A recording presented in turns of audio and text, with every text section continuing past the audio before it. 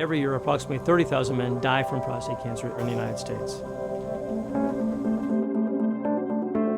Think of the number and think about natural disasters, terrorism, and everything else. And the numbers from all of that generally, per year, does not add up to that figure. This is the number one cancer diagnosed in men in the United States. Somewhere about 1 in 7 men will be diagnosed with prostate cancer in the United States sometime during their lifetime. 1 in 38 men will die of prostate cancer in the United States.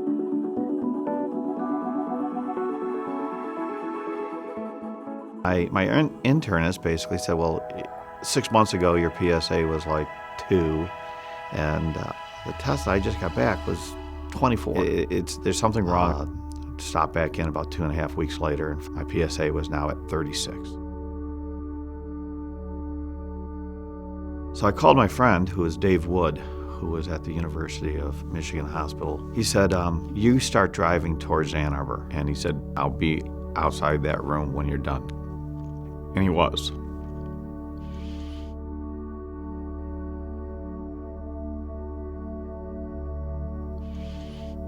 So at that moment,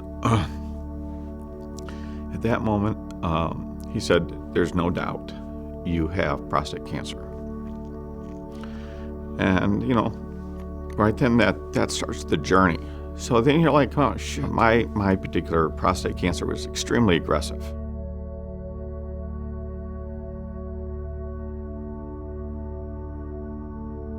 In the biopsies, which they take 12 of, every core was cancerous.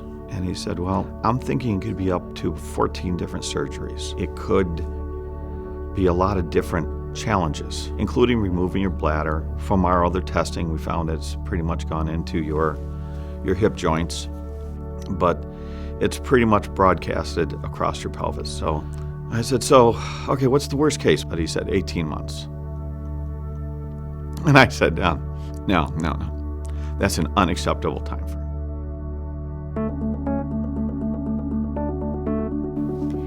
At the University of Michigan, some of the world's most exciting cancer research is happening in the study and treatment of prostate cancer. We've changed the thinking, the treatment, even the team. Where do we draw our inspiration? When Gary Andrus said no to a disease, to a hospital gown, to any form of surrender, the Blue Boxer Fund was born. Gary's story is really very enlightening. We all go to the doctors, we all take off our clothing and put on gowns, and we don't think of it in any specific way.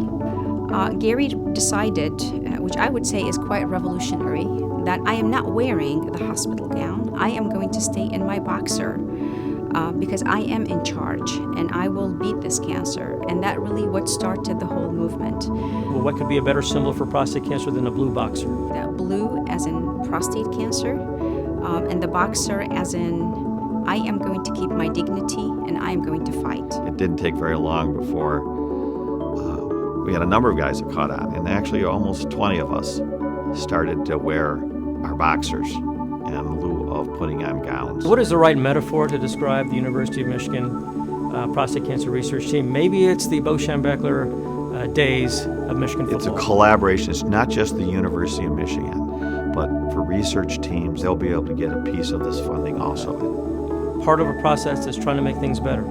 I always thought that when I first started practicing, that if I was doing the same thing when I retired that when I started, I would have been part of the problem, not part of the solution. And I do believe that in our lifetime we're likely to see cure. Having said that, I would say cure isn't going to be a function of wishful thinking.